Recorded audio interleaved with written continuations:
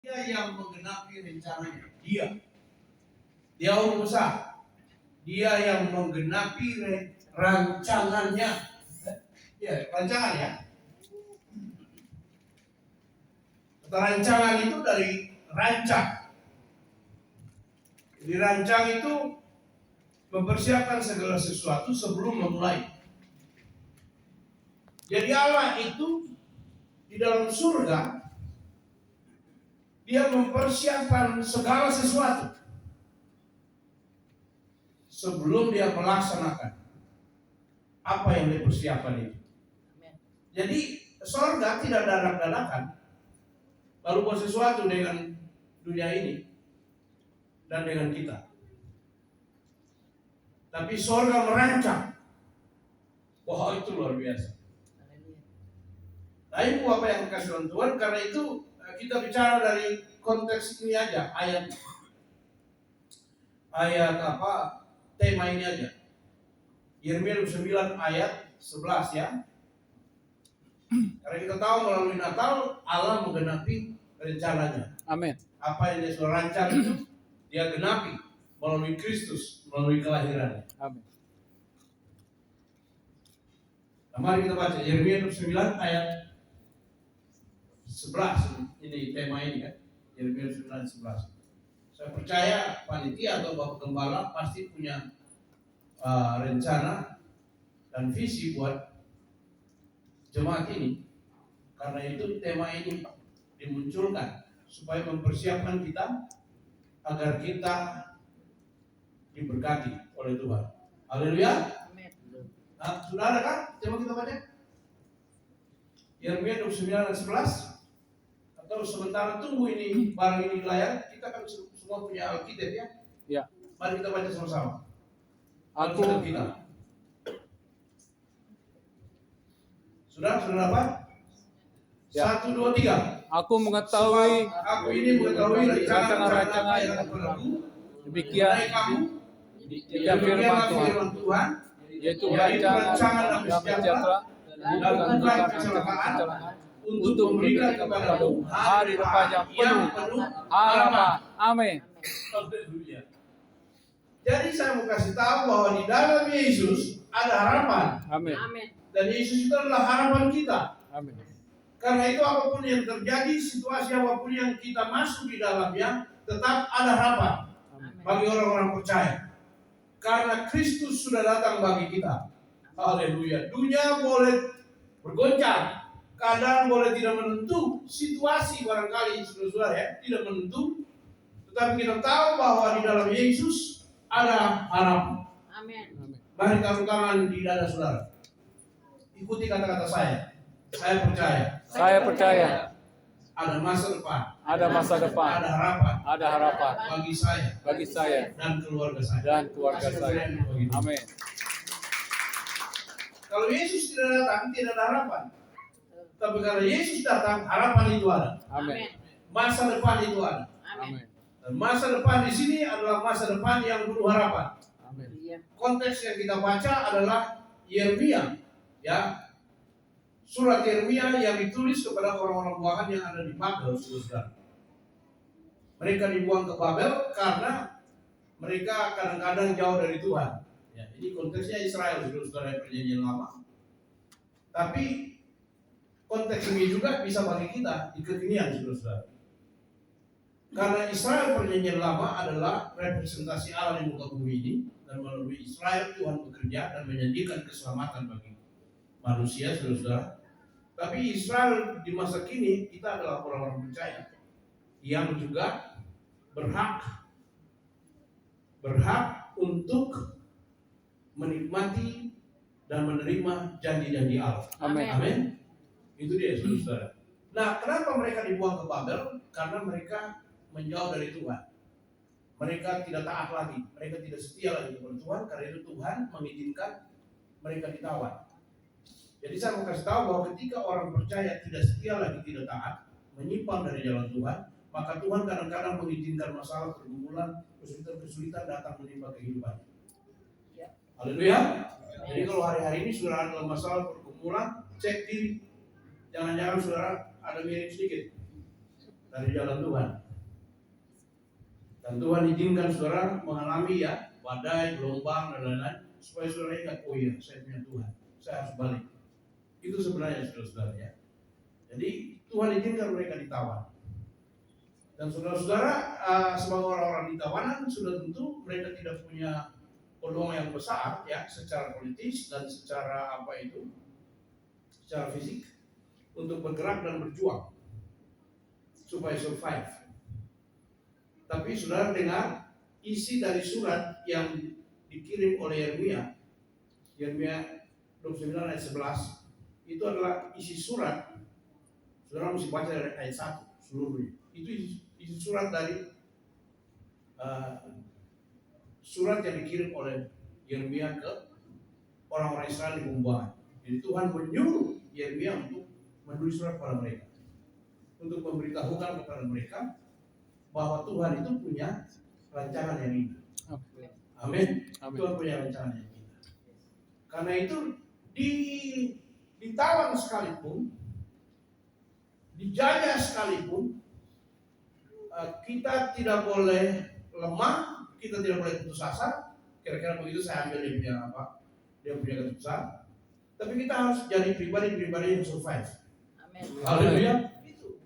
Jadi kekristenan itu saudara-saudara adalah orang-orang yang tetap memiliki pengharapan dalam Tuhan. Karena itu apapun keadaan dan situasi, mereka itu tidak gampang putus asa, tapi mereka tetap berjuang supaya mereka menjadi pribadi-pribadi yang survive dan memuliakan Tuhan. Kasih kemuliaan dulu bagi Tuhan. Itu maksudnya saudara. Jadi Allah tidak menghendaki mereka terpuruk, tapi Allah mau agar mereka tetap menjadi bangsa pilihannya dan menjadi alat berkat bagi sesama saudara-saudara. Itu maunya Allah saudara. Luar biasa. Karena itu salah satu isi dari surat itu adalah aku mengetahui rancangan-rancangan apa yang berlaku. Jadi Allah sudah merancang itu, sudah membuat, sudah mempersiapkan segala sesuatu itu. Bangsa Israel hanya berjalan mengikuti apa yang sudah dirancang oleh Tuhan. Kita semua umat manusia yang percaya kepada Yesus berjalan mengikuti apa yang sudah dirancang oleh Tuhan. Kita keluar dari itu, selesai. Dan rancangan Allah dikatakan di situ bukan kecelakaan, tapi damai sejahtera dan hari esok yang penuh pengharapan. Amin. Izinkan saya bicara agak panjang sedikit saudara-saudara, karena selesai ini kita makan. Nah, Bapak Ibu yang dikasih dalam Tuhan, karena itu sudah perhatikan baik-baik kata-kata firman itu, bukan kecelakaan. Amin. Jadi saya percaya bahwa Allah tidak menciptakan kecelakaan untuk kita. Amin. Allah tidak akan membunuh kita setelah Dia menciptakan kita. Haleluya. Amin. Tapi Allah memelihara, menjaga, dan terus menyertai, memberkati, bahkan menyelamatkan. Itu sudah dirancang itu. Karena itu saudara-saudara, sudah lihat kita masih ada hari ini, bisa melewati COVID ini. Ini karena anugerah Tuhan. Amin. Saya waktu itu ketika COVID, saya khotbah karena kemana-mana tetap, walaupun dalam keadaan COVID saya pergi kemana-mana. Sampai PPKM 4 pun saya tetap pergi, sampai ke Papua, kemana, ke NTT dan lain-lain. Saya bilang, Tuhan tidak menciptakan COVID untuk membunuh kita. Itu Allah yang kejam kalau Dia menciptakan COVID untuk membunuh kita. Tapi Dia mengizinkan COVID terjadi supaya kita belajar makin dekat dan mengasihi kepada Tuhan. Amin. Allah tidak menciptakan COVID. Yang menciptakan COVID itu manusia jahat itu. Tapi kok bisa ya? Dan Allah mengizinkan. Kalau Allah tidak mengizinkan, itu terjadi. Tapi Allah mengizinkan. Supaya apa? Supaya semua rancangannya terlaksana. Amin. Amin. Semua rancangannya terlaksana. Karena itu Ibu Bapak yang kasih bagi kekasih dalam Tuhan, bagi saya dan saudara saat ini Apa rancangan Allah bagi kita? Itu kan sebenarnya. Apa maunya Tuhan bagi kita? Ketika kita semua ini sudah menerima Yesus sebagai Tuhan dan Juru Selamat, apa rancangannya ke depan bagi kita? Itu kan yang penting kita tangkap supaya kita bisa menghidupinya dan kita jadi sesuatu. Sehingga ibadah kita setiap minggu itu bukan sebuah pengulangan. Pengulangan aktivitas yang kelihatannya religius, tapi di dalamnya ada banyak manipulasi dan rekayasa. Halo? Wah, ini Pak Pendeta kok ngomong ibadah rekayasa? Ya, rekayasa. Kalau tidak merekayasa gimana? Bisa kita ibadah dan musik semuanya itu rekayasa loh. Yang penting ini. Haleluya. Nah, ini pendeta bicara ini senaknya aja. Ya, karena saya lagi bicara. Maksud saya sehingga ibadah kita itu adalah ibadah yang sungguh-sungguh. Bukan karena hari Minggu jadi kita ke gereja, bukan. Tapi memang kita butuh Tuhan dan hidup bersama dengan Tuhan. Dan kalau kita butuh Tuhan dan hidup bersama dengan Tuhan, maka masa depan pasti ada. Amin. Hari esok pasti ada. Haleluya. Amin.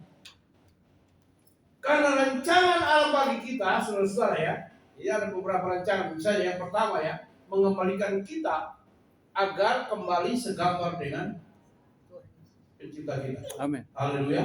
Nah, ini kalau saya bicara secara apa ya? Tapi kita tinggalkan itu dulu. Tapi kita lihat yang kedua. Rancangan Allah bagi kita supaya kita semua yang tidak binasa, melainkan memperoleh hidup yang kekal. Katakan amin. Amin. Tapi juga rancangan Allah bagi kita agar kita punya masa depan. Kita tidak jadi orang biasa-biasa saja. Yes. Tapi kita jadi pribadi yang dahsyat dan luar biasa. Amin. Amin. Amin. Untuk panitia kan? Ya. Dia tidak mau kita biasa-biasa. Haleluya. Tapi dia mau saya dan saudara dahsyat dan luar biasa. Amin. Amin. Kita mengerjakan pekerjaan-pekerjaan yang memuliakan Allah. Pekerjaan-pekerjaan yang besar. Kalau pekerjaan-pekerjaan yang besar itu bukan membangun hotel, membangun gedung mewah dan segala macam. Bukan. Pekerjaan-pekerjaan besar adalah pekerjaan memenangkan jiwa bagi Kristus. Kasih kemuliaan. Amin. Kalau namanya Kristen, hari Minggu, haleluya, haleluya, puji Tuhan, hari Natal, malam kudus, tapi kau tidak pikir apa-apa dan tidak berdampak. Percuma. Allah merancang masa depan kita yang betul-betul untuk memuliakan Dia dan memenuhi harapannya. Amin. Sebab itu saya percaya kita semua yang hari ini merayakan Natal ini, kita punya masa depan. Amin. Dan tahun 2024 kita pasti jadi orang-orang yang lebih maju lagi. Amin. Amin. Ya, kalau berusaha itu kan begitu. Yes. 2024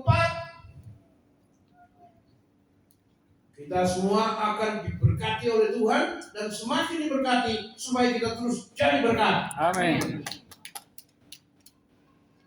Ini dia. Yes.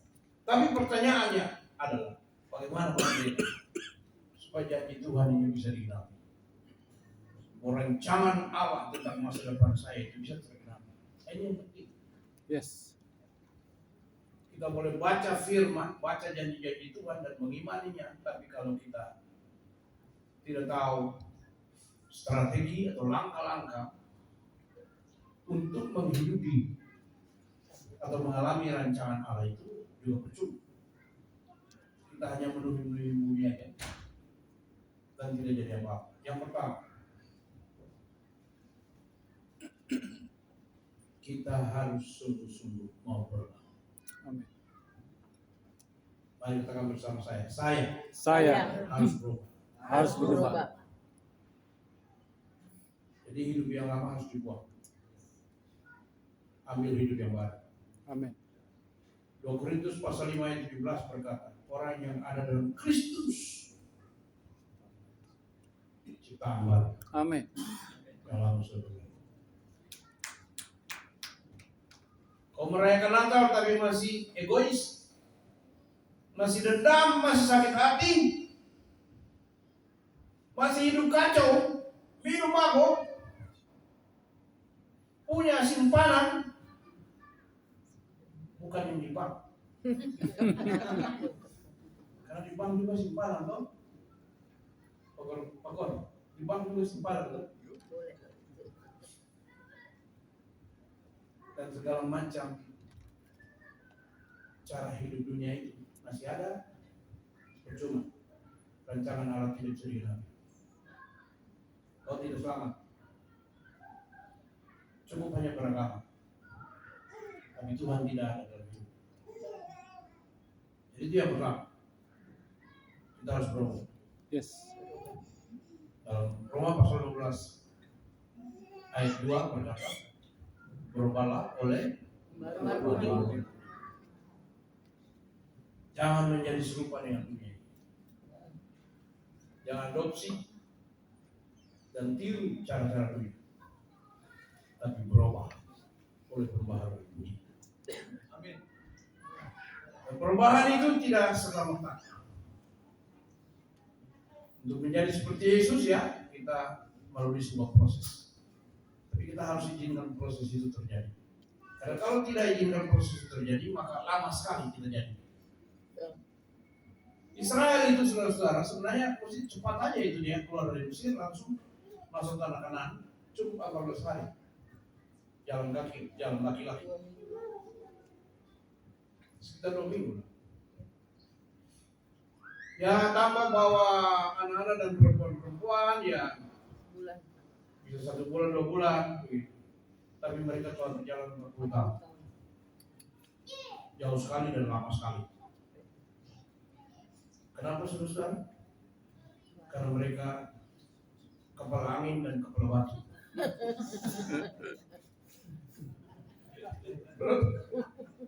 Kepala angin dan kepala batu. Ada banyak orang Kristen kan gitu. Kepala angin dan kepala batu. Jadi lama sampai.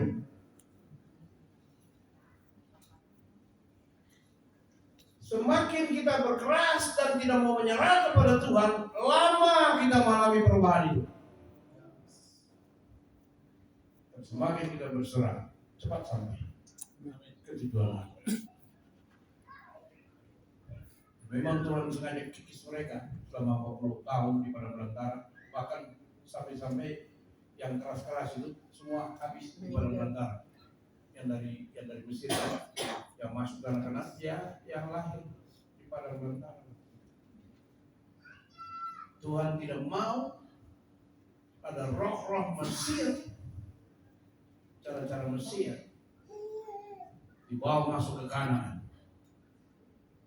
Tuhan tidak mau ada hal-hal dunia masuk surga.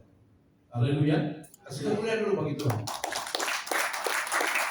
Mari katakan bersama saya harus berubah. Mulai hari ini. Dalam nama Tuhan Yesus. Yang kedua, bahwa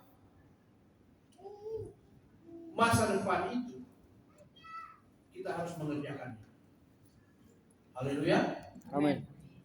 Kita tidak bisa tinggal diam, saudara. Dan kita harus bergerak. Di dalam Yeremia 29 ayatnya yang ke 5, 6, dan 7, coba buka dan baca.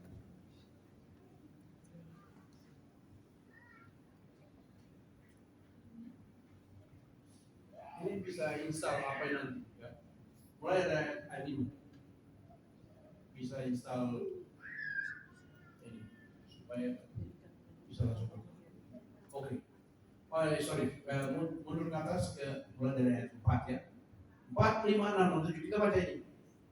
Secara singkat saja, saya tidak jelaskan. 1, 2, 3. Beginilah firman Tuhan semesta Allah Israel kepada semua orang buangan yang jatuh dalam pembuangan di Yerusalem. Dirikanlah rumah untuk kamu diami, buatlah kebun untuk kamu menikmati hasilnya, ambillah istri untuk memperanakkan anak laki-laki dan perempuan, ambillah istri bagi anak laki-laki dan anak, carikanlah suami bagi anak perempuan, supaya mereka melahirkan anak laki-laki dan perempuan, agar di sana kamu bertambah banyak dan jangan berkurang. Usahakanlah kesejahteraan kota kemana kamu akan buang, dan berdoalah untuk kota itu kepada Tuhan, sebab kesejahteraannya adalah kesejahteraan. Ditawan sekalipun, kita harus survive. Apapun situasi keadaan, kita harus mengerjakan masalah ini. Haleluya. Coba sudah perhatikan, dalam situasi dan keadaan seperti itu, Tuhan bicara sama mereka, dirikan rumah supaya kamu diam, bikin kebun supaya kamu menikmati hasilnya. Ambil istri, ambil suami bagi anak laki-laki perempuan, Cari jodoh. supaya di sana kamu bertambah banyak, bukan makin berkurang. Tuhan tidak mau kita makin terpuruk, Tuhan mau kita makin eksis. Amin. Di Indonesia Tuhan tidak mau Orang percaya. anak-anak Tuhan kalah, tapi di Indonesia Tuhan mau anak-anak Tuhan Berkemenangan. menang. Amin. Pegang kendali, Amin. pegang kendali. Karena itu mau pemilu ini jangan salah pilih. Sudah lihat aja hasil bagaimana dari malam depan. Kita butuh orang-orang muda ke depan, bukan orang Amin. tua. Amin. Saya tidak bilang pilih siapa.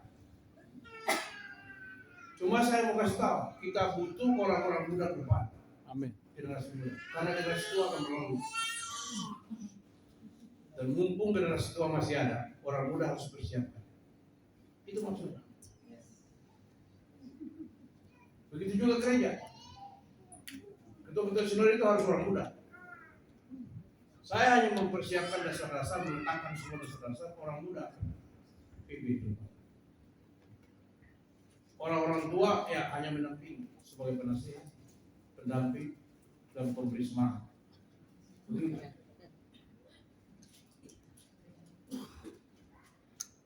Jadi Tuhan mau kita tetap eksis. Amin. Biarpun yang jadi presiden bukan orang Kristen,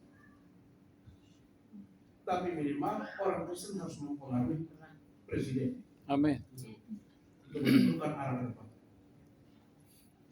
Karena itu kita harus bisa berjuang supaya juga mengusulkan orang-orang tertentu kepada presiden pilihan untuk duduk baik sebagai menteri dan lain.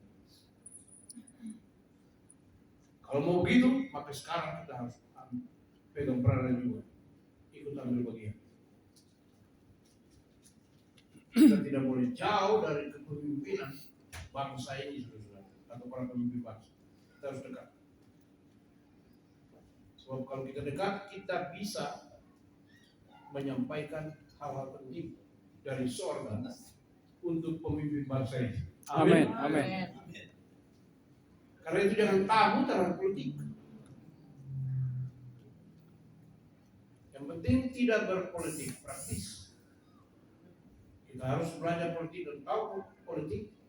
Dan kalau ada jemaat yang punya talenta di situ, kita urus. Berangkat kau. Hubungi teman-teman, pilih orang itu nanti, dia jadi caleg gitu. Kita mesti kasih tahu. Tapi kalau ada caleg-caleg yang hanya membawa diri sendiri, tidak terpilih. Karena ketika mereka duduk, saudara, mereka lupa sama kita.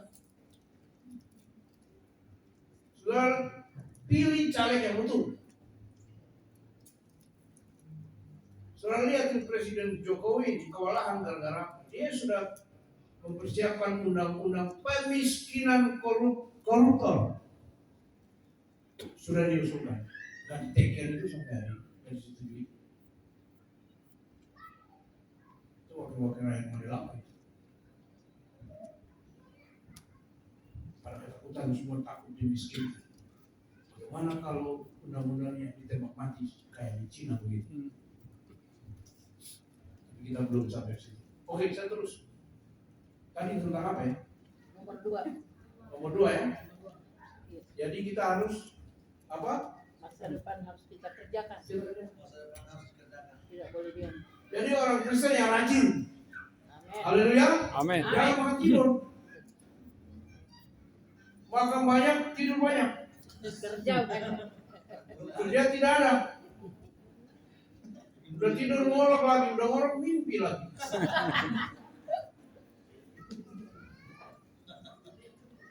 Saudara-saudara, kita ke gereja saja tidak akan membuat kita maju dan tidak akan membuat kita kaya.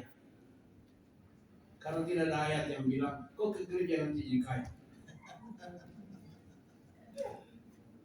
Tapi kalau kita mengerjakan masa depan, kita pasti bisa kaya. Amin. Amin. Dalam Amsal pasal 10 ayat 4, itu firman Tuhan bilang begini. Siapa yang hafal? Amsal 10 ayat 4. Tangan yang lamban membuat miskin, tetapi tangan orang rajin menjadikan kaya. Amin. Betul Pak? Betul. Tidak bilang kalau kau gereja kau kaya. Dia bilang tangan lamban membuat miskin, tapi tangan orang rajin menjadikan kaya. Ke gereja harus, tapi rajin kudu. Amin. Harus juga. Ya, orang Kristen harus rajin, tidak boleh malas. Jangan hanya haleluya haleluya. Duduk diri, tepuk tangan, jauh tangan, tapi tidak bikin apa-apa. Kita harus rajin. Amin. Siapa yang kita bersyukur. Gereja Betel Injil Nusantara itu kita proklamirkan tanggal 17 Juni tahun ini. Berarti baru berapa bulan? 6. 6 bulan nih. Jadi dia ada jagung yang ditanam 6 bulan kan 3 bulan? Hah? 3. Oh berarti seumur jagung ya. Bisa masuk istilah itu tuh. Kita sudah ada di beberapa provinsi. Kita sedang mengejar memenuhi juknis 25%. Minggu lalu saya pergi ke Medan, menghabiskan 2 jemaat, 2 gereja. Yang lalu ke Bali 4, ke Papua. Nanti Maret Maluku 5. Januari nanti di Kupang. Puji Tuhan. Terus ini. Januari atau Februari balik lagi ke Medan ada 7. Jawa Barat 2. Jawa Tengah mau masuk juga ada gereja besar. Haleluya. Soalnya kalau kita tidur saja dan kerja keras. Amin. Sekarang sudah berapa jemaat Pak Yobi? 16 lokal. 16 jemaat lokal. Kasih kemuliaan dulu bagi Tuhan. 62 pendeta, 16 jemaat lokal. Ada sinode yang sudah lama, tidak sampai 10. Tidak sampai 10 jemaat. Ada banyak. Ada yang 15. Kita baru 6 bulan. Haleluya. Sudah 16. Berarti 1 bulan berapa itu?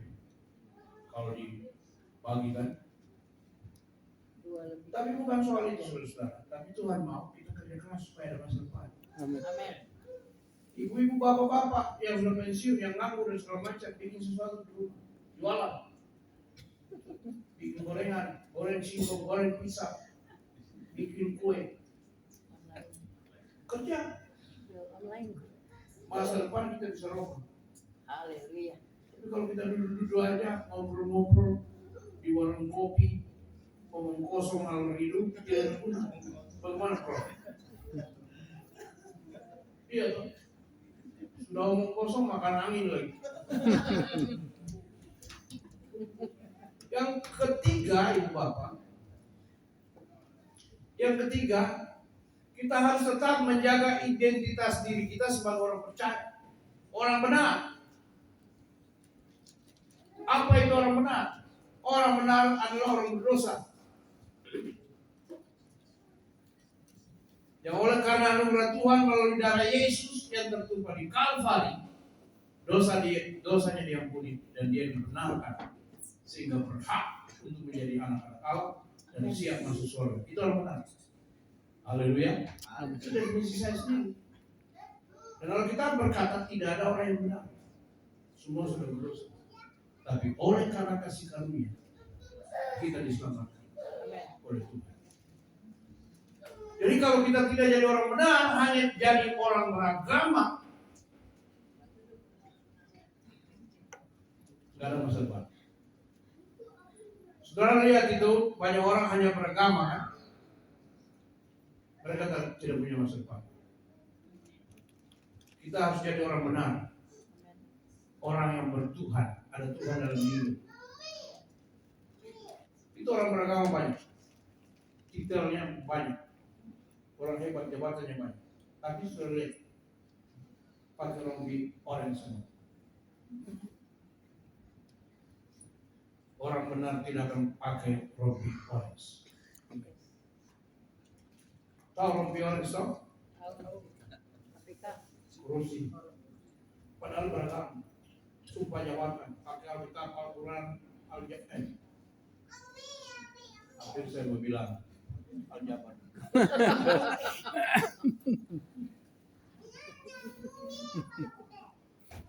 Tapi ini tidak benar buat apa? Kita harus jadi orang benar karena orang benar yang punya masa depan. Amin. Orang benar doanya didengar oleh Tuhan. Amin. Doa orang benar besar kuasanya kan? Amin. Kita harus jadi orang benar. Kita bisa baca itu, buka saja Alkitab dan kita baca. Saya bisa kasih beberapa ayat dan tidak usah terlalu panjang nanti. Karena khotbah ini tidak perlu terlalu panjang. Yang penting pesannya harus mendarat. Amin. Amin. Apalagi khotbah di restoran. Yang banyak-banyak. Ya, konsumsi. Pendek saja yang penting pesannya mendarat. Amin. Karena buat apa kita khotbah panjang-panjang tapi tidak ada yang benar. Kalau ada pendeta yang dia khotbah panjang sementara dia khotbah jemaat tinggal separuh. Pada waktu